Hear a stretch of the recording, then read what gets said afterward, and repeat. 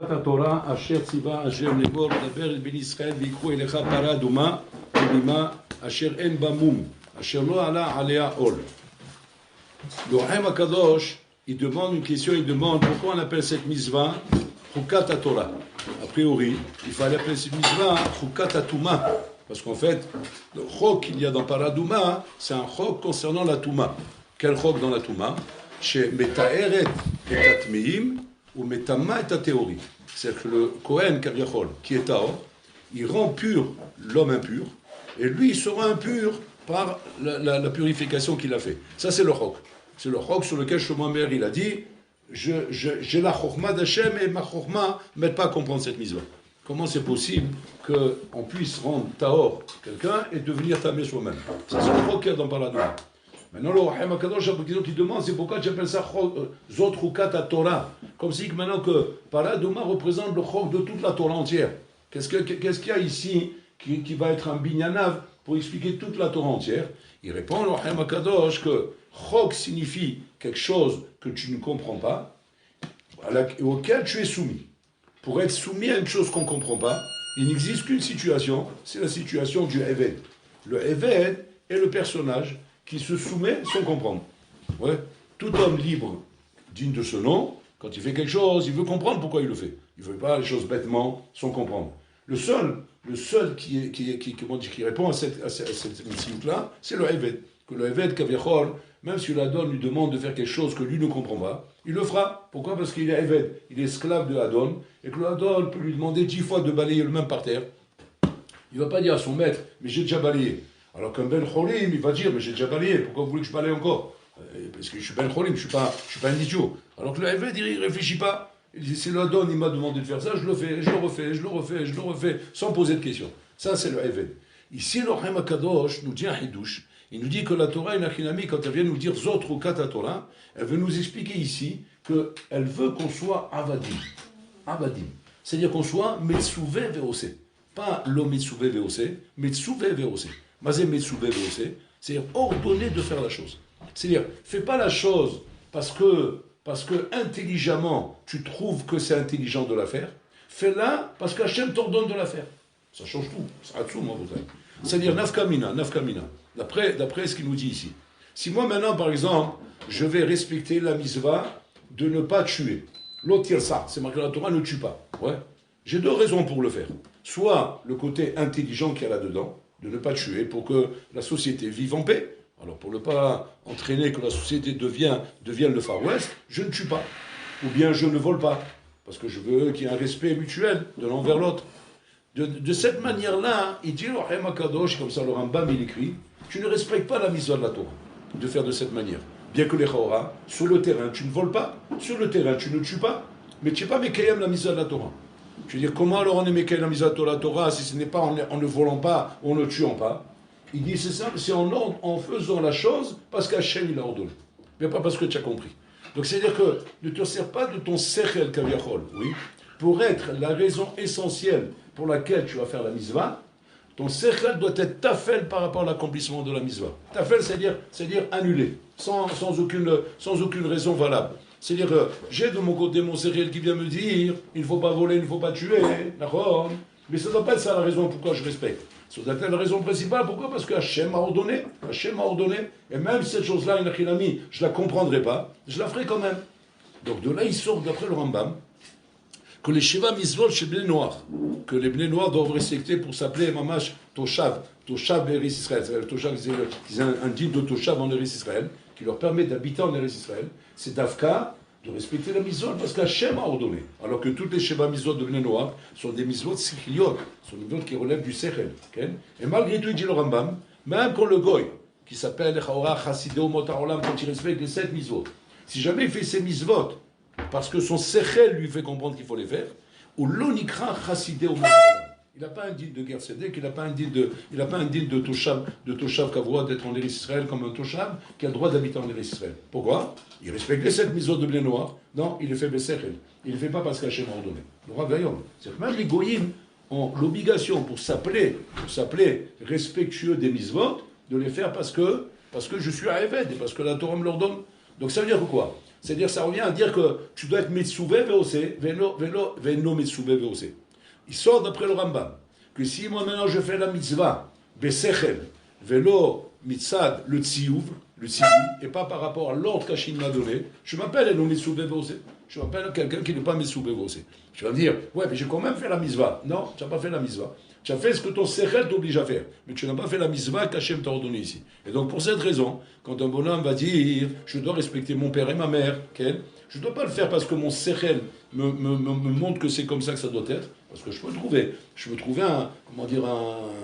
quelque chose de logique à ça. C'est logique, j'ai un karatatov, je dois respecter mes parents, par un karatatov, quelqu'un m'a fait du bien, je dois lui rendre du bien, etc.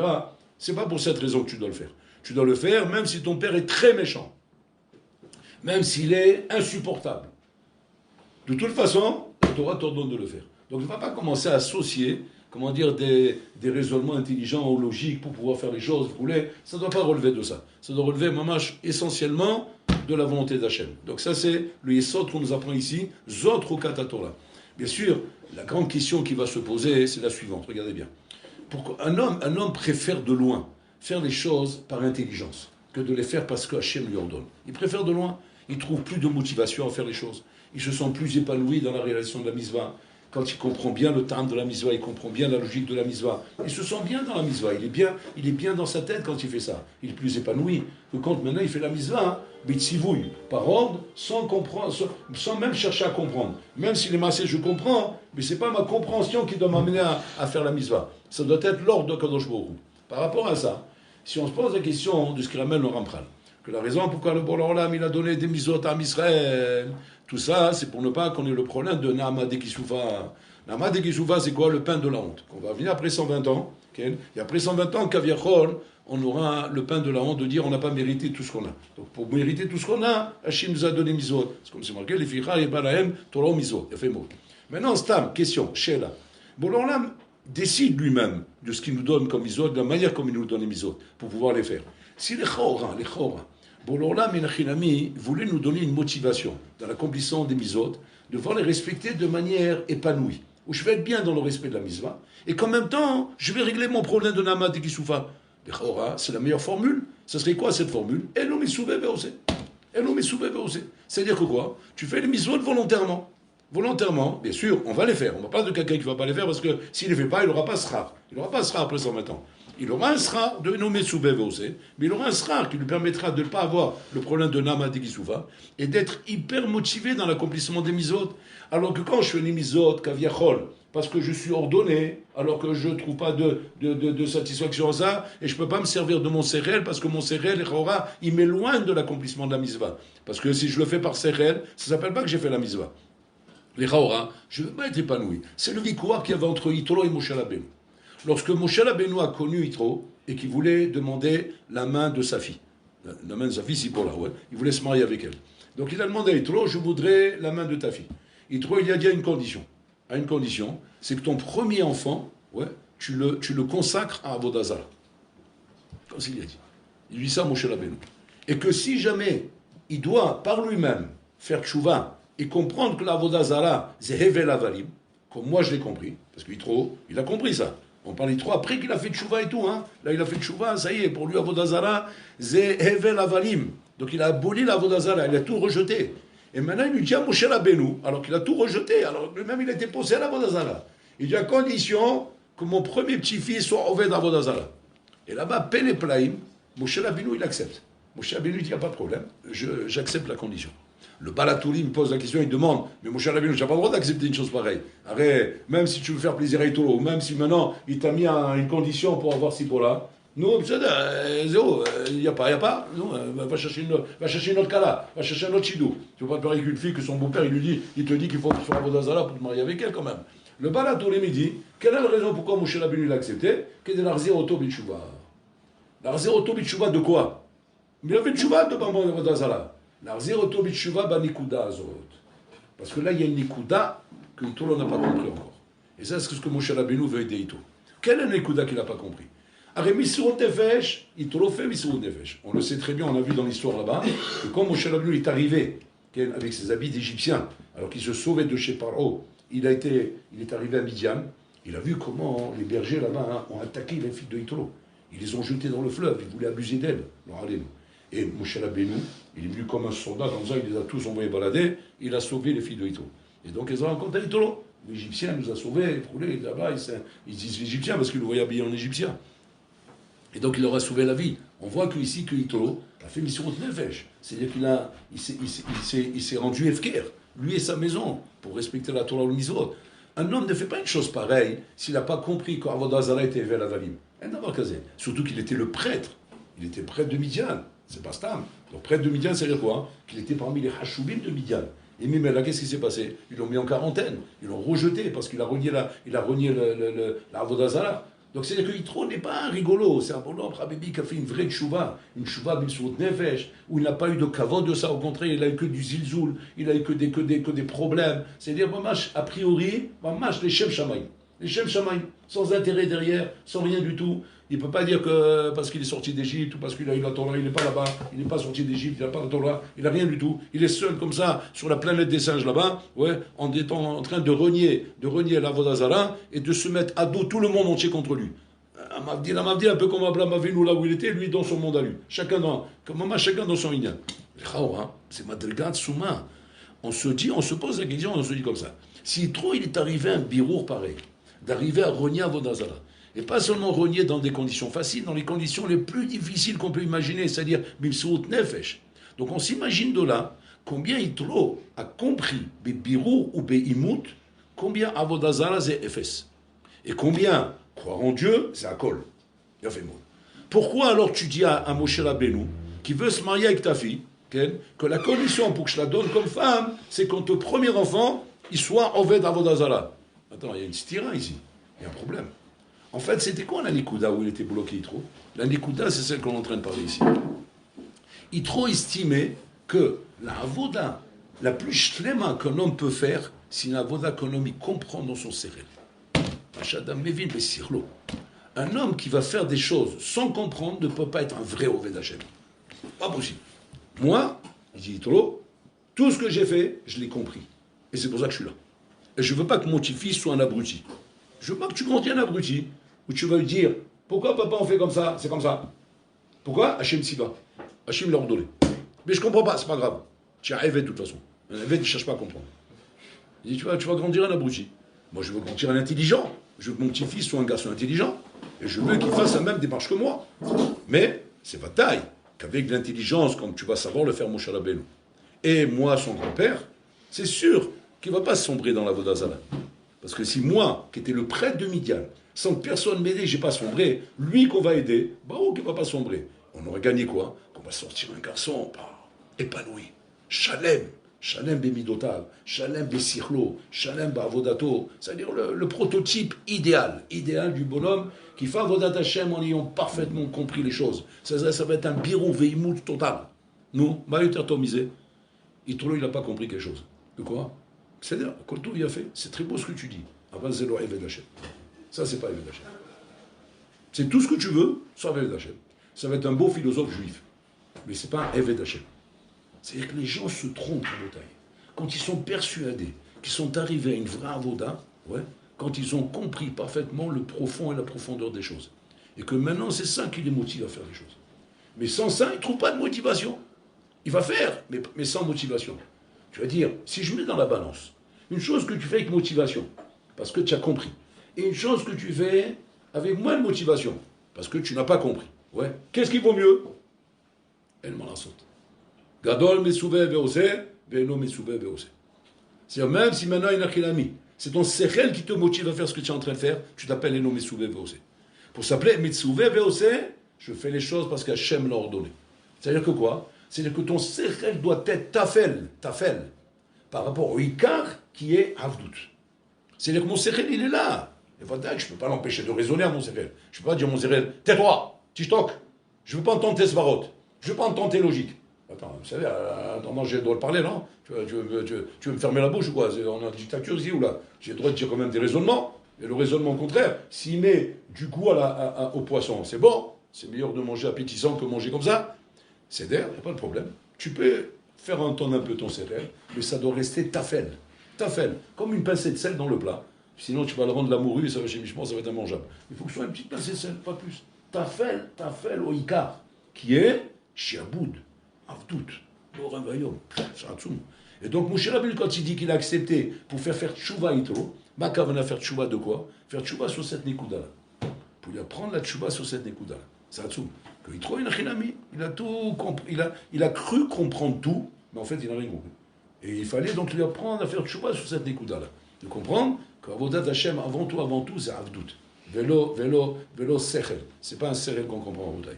Et ça, si on le comprend bien en Rabotai, à partir de la Ta'ana qu'il y a eu sur Hiskiyahu Amelech. Hiskiyahu Amelech, il a vu Beroch HaKodesh qu'il allait venir sortir de lui des enfants Rechaim. Melech Menaché, etc. Et donc il a dit, Anilo itasek beperavir bien. Je ne me marie pas. Puisque je vois Beroch HaKodesh que je vais sortir 3 bandits. Je ne veux pas Balmenan amener au monde des bandits qui vont aller contre la volonté d'Hachem. Je ne me marie pas. Chevel Ta'asé. C'est bien de se marier quand on fait des bonnes choses. Si c'est de se marier pour faire des mauvaises choses, Chevel Ta'asé. Chacun un avis, il vient, il appelle, il dit tu rentres dans les chishbonot d'Hachem.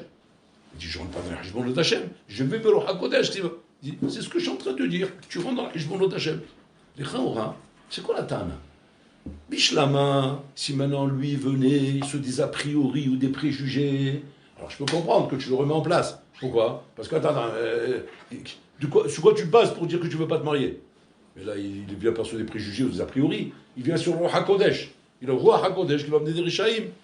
Et sur ça, il dit, qu'est-ce qu'il lui dit le Navi? Le Navi lui dit, ne rentre pas dans la Heshbonot d'Hachem.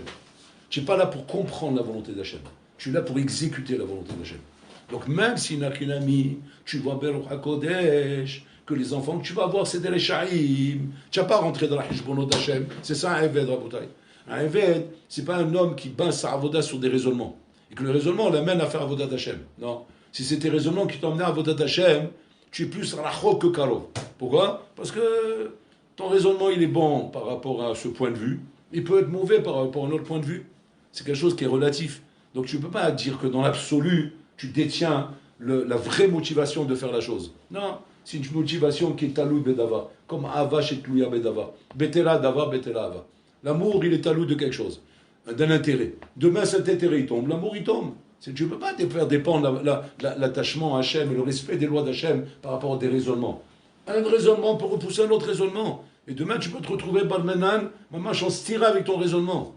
La seule chose qui fait qu'un Achinami, on s'appelle Eved Hachem, c'est quand on est vraiment l'esclave d'Akadosh Baruch Hu. Et on écoute Allah ce qu'il nous demande de faire, sans rentrer dans des cheshbonot.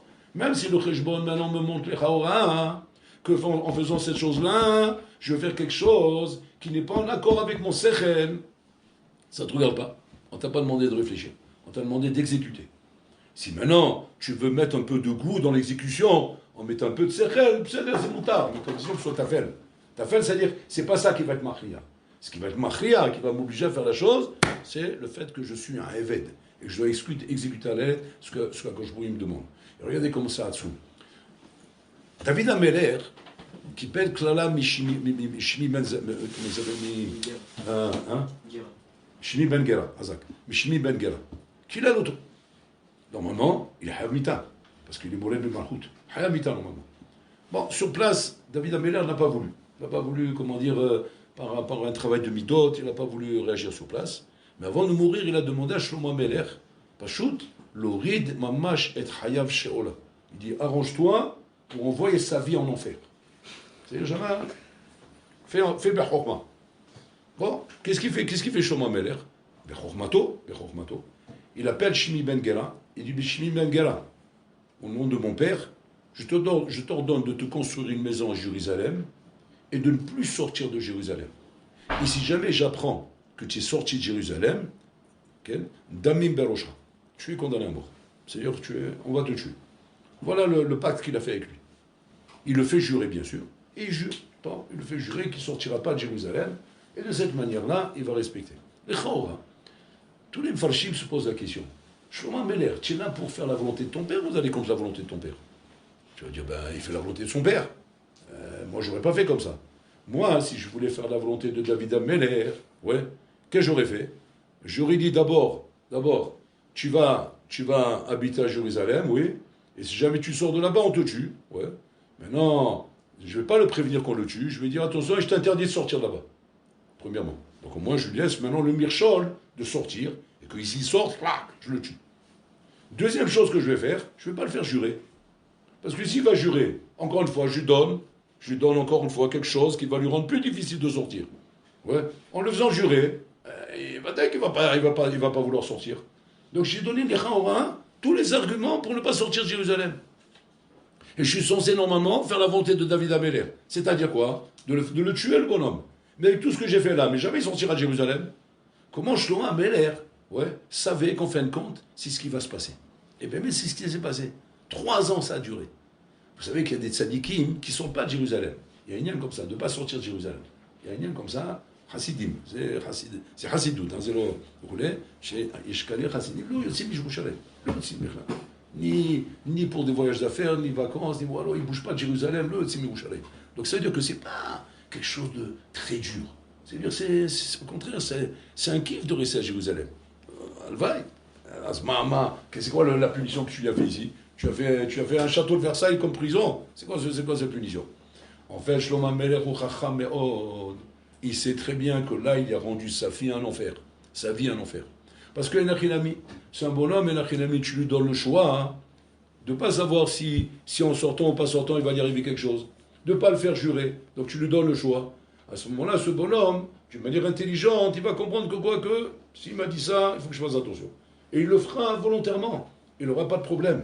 Et de cette manière-là, il aurait pu tenir comme ça toute sa vie, de ne pas sortir de Jérusalem. Mais maintenant que tu lui as mis un tzivouj, tu lui as ordonné de ne pas sortir, en le faisant jurer, et en plus tu lui as dit si tu sors, je vais te tuer. Là, il a rendu la mort, là. C'est la mort. Pourquoi? Parce que là, maintenant, il est soumis, mamache, à un ordre que son sechel ne comprend pas. C'est quoi ce matzah dans lequel tu m'as mis? Et ce matzah dans lequel tu le mets, en vérité, lui rend la chose encore plus difficile. Il est faire cacha. Jusqu'au jour où ces Avadim se sont sauvés. Ils se sont sauvés. Et il a pris un hamor, il a été là-bas, il est sorti de là-bas de Jérusalem. Et là, Shlomo Amelech, quand il a appris ça, il l'a attrapé, il a dit maintenant tu condamnes à mort, ils l'ont tué. Et c'est comme ça qu'il est mort. On voit de là que quoi? Qu'un homme a beaucoup plus de facilité à respecter les choses qui sont alpi sechel que les choses qui sont alpi mitzvah, qui sont metsouvé, où le bonhomme ne comprend pas ce qu'on lui demande. Mais ça, c'est la condition de metsouvé aussi. Alors, peut-être avec la question qu'on a posée au début, elle revient. Si toute la raison pourquoi Hachem a donné les mitzvot, c'est pour Nama et Kisoufa. Très bien. Tu sais comme ça, Hachem, tu peux très bien choisir quelle va être la formule pour qu'il n'y ait pas d'Ama et Kisoufa. Ici maintenant on met en balance. Qu'est-ce qui est plus facile pour l'homme? Mitsouvé VOC ou Eno Mitsouvé VOC? Bah oh, Eno Mitsouvé VOC c'est plus facile. Parce que là, je vais faire les choses d'une manière intelligente, volontairement, par moi-même. Donc je vais comprendre intelligemment pourquoi je fais ça, et pourquoi je fais ça, et pourquoi je fais ça. Donc c'est moi qui va décider. Et en fonction de ça, je déciderai si je fais la chose, je ne la fais pas. Je suis épanoui, je suis bien dans ma peau, je suis bien, je suis tranquille. Et là, au contraire, je vais être hyper motivé de faire les mitzvot. Par contre, pourquoi, quand je vais être mis sous VOC, ça va être plus dur? Attention, lui-même, il dit, pourquoi il est gadol mis sous VOC? Parce qu'il a mis le hama, il y a une bataille là-bas. Parce que tu m'ordonnes et le Israël ne me laisse pas faire. Donc le contraire, mets-moi dans un massaf de l'eau mis sous VOC, et bien là, je vais faire les mitzvot, je n'aurai pas d'ama de Kisoufa, la kol beseder, ça sera bien. Lama zekachar rabotai. Il dit alors Rahim Akadosh, parce que c'est stira mini oube im kabbalat ol malchut shamaim.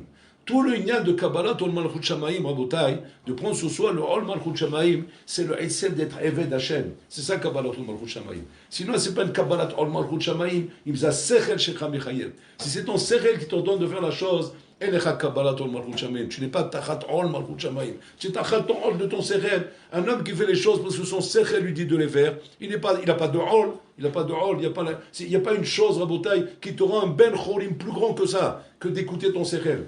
Qui n'est pas une chose qui te rend plus évêque que ça, que d'aller contre ton sechel. Là où la Torah te demande d'écouter la volonté d'Hachem et pas forcément ton sechel. Donc, vadaï que la ma'ala la plus grande, rabotai, pas la plus grande, c'est pas plus grand, la ma'ala, la seule ma'ala, qu'il y a de s'appeler Eved Hashem, c'est d'être Metsouvé VOC, d'avoir un rôle à cause de la mitzvah et pas à cause de ton sechel. Et tant qu'un homme, lo alenu rabotai, sera, motivé de faire les choses par sechel, chez Mishmor rabotai. On entend beaucoup de gens dire comme ça.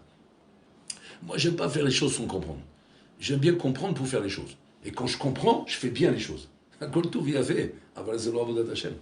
C'est l'Avodat Hashem, Rabotai. C'est bien, Rabotai. Moi, je peux t'expliquer. Yesh ta'amim la Torah. On a plein de ta'amim pour expliquer les choses. Et quelque part, on se sert de ça un petit peu pour motiver les gens à faire les choses. On leur donne des ta'amim, on leur donne des explications logiques, belles, magnifiques, impressionnantes. Presque on pleure tellement qu'on est impressionné, on est mitragesh. Oh, c'est miragesh aussi. Et c'est yofi, Wamash, Ani Rosser, Shabbat, Shabbat. Ani Rosser, maintenant je veux faire les misot, maintenant je veux courir faire la zdaka, je veux faire du hesed, tellement tu étais miragesh aussi. C'est là, quand tout bien fait. En attendant, tu n'es pas Oved Hashem. Ça s'appelle pas Oved Hashem. Alors, mito shilo lishma, balishma. C'est-à-dire, on peut arriver par ça à l'olishma. Mais pour l'instant, c'est un olishma qui est dangereux à Botaï. Parce qu'il y a l'olishma où tu es Oved Hashem, et il y a l'olishma où Balmenan, c'est pas Oved Hashem. Là, tu n'es pas Oved Hashem, Balmenan. Tu fais les choses parce que ton sérel t'a fait comprendre que c'est comme ça qu'il faut faire. Nous ravaillons, ma Botaï. Comment? C'est pas simplement une petite différence de un peu plus ou un peu moins. C'est une différence fondamentale où tu t'appelles pas Oved Hashem, et c'est pour ça qu'on appelle ça Zot Rukat Torah. C'est-à-dire que de la même façon que Paradouma va être une misva que tu vas faire sans sérel, parce qu'il n'y a rien à comprendre. Ouais, comme quand on dit par exemple, ouais, ne mélange pas le lait et la viande. Chok, ne mélange pas le lait et la viande. Il y a une raison logique à ça? Non, aucune. Mais le Sarel a trouvé des raisons logiques à ça. De dire maintenant non, parce que c'est pas bon pour la santé, il y a cause on est malade, il y a cause de ça comme ça, et que le bonhomme il va surtout faire ça par rapport à ça. Il va voir, tu n'as pas fait la misva, c'est pas comme ça la misva. La misva tu dois la faire indépendamment des ta'amim que je peux te donner, sans te donner aucune raison valable. C'est interdit parce que la Torah est interdit, c'est tout. Et donc ça c'est le chinour essentiel qu'on doit se donner à Botaï. Que dans Avodat Hashem, on doit être d'abord soumis à la volonté d'Hachem. Soumis à la volonté d'Hachem, indépendamment de ma volonté à moi. Et qu'après, qu'on est arrivé à Naaseh, alors on a le droit d'ajouter Nishma pour, comment dire, la tête ta'amba dans le plat. C'est quand tu fais une viande, alors c'est bien de la rendre appétissante. Alors tu peux ajouter un peu des tavlinim. Mais ne va faire maintenant le tavlinim, le ikar et la viande tafel. Que maintenant tu as mis un kilo de cumin et il y a un petit bout de viande comme ça que tu cherches dans le cumin pour le manger. Ouais, tu es en train de manger plus de cumin que de la viande. Il faut de la viande et un peu de cumin dessus pour donner un peu de goût, mais pas que le cumin sur le ikar. Là c'est pareil. Ton sechel ne doit pas être le ikar. Ne doit pas être le ikar à Botaï. Et combien on peut faire d'examens sur nous-mêmes à Botaï? De nous rendre compte par nous-mêmes combien allons-nous dans beaucoup de choses, c'est notre sechel qui est le ikar. Et notre avodat Hashem n'est pas soumise à Hashem, mamash comme une avdout. Après, c'est pas étonnant à Botaï. C'est pas étonnant, Inachinami, que facilement on peut, entre guillemets, mettre mes azel bémisvot. Mais pourquoi? Parce qu'on n'a pas un chinour de avodat Hashem. On n'a pas un chinour d'être soumis à la volonté d'Hachem. On a un chinour à Botaï d'être soumis d'abord à notre sechel avant d'être soumis à avodat Hashem. Et donc, qu'est-ce que ça fait? Ça fait qu'on peut vite remettre en question les choses. Inconsciemment, on ne va pas dire volontairement, on ne va pas dire bémézine. Mais au moins, Béchogeg, ça va t'amener à remettre en question les choses, à ne pas ressentir par rapport à un raisonnement ou à un autre raisonnement, etc. Voilà, des gdolé olam, comme Priskia Omeler, qui a failli tomber, mais quoi, Ruach HaKodesh, c'est encore plus fort que le Sechel, plus fort que le Sechel, c'est Ruach HaKodesh. Korah, qu'on a lu dans la paracha, il a vu Beruach HaKodesh, comment il va sortir Shmuel Hanavi de lui, qui est Shakul Kelgen Moshe Aaron. Il s'est fait berner par rapport à ça, Rabotai. Combien me met un homme qui n'a pas compris que Avodat Hashem, c'est Avdout, c'est une soumission à Hashem, à ce moment-là, tu es protégé à ce moment-là de ton sechel. Mais tu ne peux pas, Chaz Shalom, laisser ton sechel se mettre en avant et croire que de cette manière, tu vas être Oved Hashem. Sinon, combien il y a des arguments, et combien il y a des logiques dehors, et combien il y a des svarot dehors, qui viennent contredire la volonté d'Hachem. Alors on commence d'abord par faire la volonté d'Hachem avec le sechel, et à la fin, le sechel, il vient contredire la volonté d'Hachem, en disant que c'est sechel, mais c'est sechel, ça aussi c'est logique. Et le chilami, donc ça doit repousser, et ça, Hachem Ishmo. Un Eved n'a pas cet art, notre